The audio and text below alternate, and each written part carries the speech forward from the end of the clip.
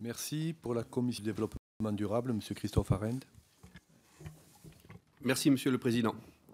Monsieur le rapporteur général, Madame la rapporteure, Monsieur le rapporteur, mes chers collègues. Tout d'abord, je vous remercie de me recevoir au sein de la Commission des lois pour partager les conclusions du rapport pour avis sur l'article 2 du projet de loi constitutionnelle pour la Commission du développement durable et de l'aménagement du territoire. Je vais vous raconter la belle histoire d'une construction en cours.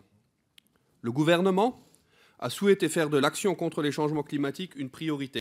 Par l'article 2 du projet de loi, il a la volonté d'inscrire au plus haut niveau normatif l'enjeu majeur que constituent les changements climatiques. Dans la continuité de l'accord de Paris, adopté à la suite de la COP 21, le 12 décembre 2015, face à l'urgence climatique, l'exécutif hisse cet objectif au rang constitutionnel. L'article 2 du projet de loi confie au législateur la responsabilité de définir les principes fondamentaux de l'action contre les changements climatiques au moyen d'une inscription à l'article 34 de la Constitution. Cet article innovant de la Ve République définit le domaine de la loi. Au cours des 17 auditions menées, les spécialistes ont soulevé le fait que l'article 34 de la Constitution n'était pas l'endroit le plus adapté pour inscrire l'action contre les changements climatiques. Cet article n'a de fait aucun caractère contraignant à légiférer pour le Parlement. De plus, la préservation de l'environnement fait partie du domaine de la loi depuis la révision constitutionnelle de 2005. Enfin, la rédaction actuelle de l'article 2 du projet de loi constitutionnelle n'engloberait pas la diversité des problèmes environnementaux. En morcelant l'environnement, les conséquences pourraient être de donner la priorité au climat au détriment de la diversité biologique et de créer une hiérarchie contre-productive pour notre planète entre les différents éléments constitutifs de l'environnement. Ainsi, nous avons acquis la conviction que l'environnement ne peut être compris que dans sa globalité. Aussi, une inscription de la préservation de l'environnement à l'article 1er de notre loi fondamentale, qui affirme certains grands principes de notre République, aurait une portée symbolique comme juridique bien plus importante.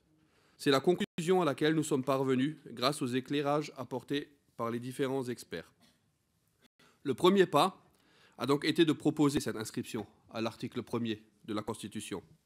La Commission du développement durable et de l'aménagement du territoire, s'astreignant à la concision que demande un texte comme l'article 1er de la Constitution française, s'est fixée dans son avis sur, je cite, « Elle assure la préservation de l'environnement ». Fin de citation.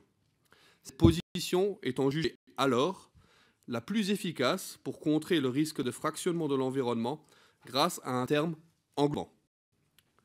Depuis, les échanges avec le gouvernement, avec Madame la rapporteure pour l'article 2, présidente de la Commission des lois, avec le rapporteur général, avec le responsable du texte, ont encore permis de faire évoluer et d'optimiser la formule.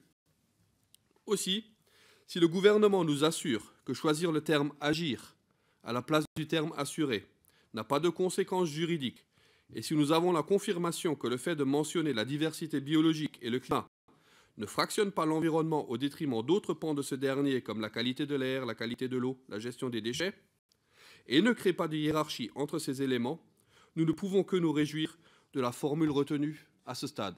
Je vous remercie. Merci. Alors, Monsieur Olivier Véran pour la Commission des affaires sociales est absent, ainsi que Monsieur Saint-Martin pour la Commission des finances.